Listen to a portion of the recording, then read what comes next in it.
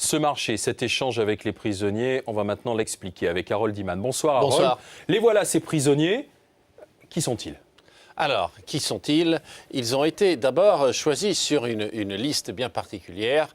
Et cette liste a été dressée par à la fois le gouvernement israélien et le parti Hamas. Il y a sur cette liste environ 300 condamnés à perpétuité, 40 qui ont véritablement du sang sur les mains. Et il y a quelques grandes stars qui n'ont pas été libérées. Je note Marwan Barghouti, c'est un homme dont on entendra parler dans l'avenir. Voilà pour qui ils sont. Maintenant qu'on sait qui ils sont, où vont-ils aller? Est-ce qu'ils vont rester à Gaza ou en Cisjordanie tel qu'on l'a vu là? C'est très complexe. Alors, ceux qui vont rentrer dans leur foyer, il y en a qui vont aller à Gaza, d'autres en Cisjordanie, Gaza, Cisjordanie, certains à Jérusalem-Est et d'autres en Israël proprement dit. Il y a des Arabes israéliens qui ont été concernés, qui ont été emprisonnés pour des actes de terreur. Et puis finalement, nous avons ceux qui vont être expulsés de la région. 204 en tout, vont-ils aller en Turquie, en Syrie, au Qatar? C'est en train d'être négocié. Et il y en a même qui viennent de Cisjordanie, par exemple, mais qui vont être confinés à Gaza.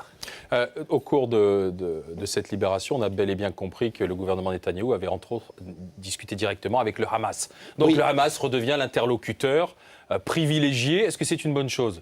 Alors, c'est certainement une nouvelle chose, car le Hamas, quelque part, est gagnant dans tout cela. Le Hamas, mouvement de résistance islamique, c'est un anagramme, est un parti, une ONG, une milice, et ils organisent des attentats suicides. Leur chef est Ismail Haniyeh, qui préside sur Gaza seulement. Alors, ce tout petit bout de territoire palestinien, ils ont réussi les négociations triangulaires entre eux-mêmes, les Égyptiens, les Israéliens. C'est inédit dans leur histoire d'avoir obtenu autant de pouvoir. Même Mahmoud Abbas reconnaît que c'est vraiment leur jeu. Donc, est-ce que c'est une bonne chose ?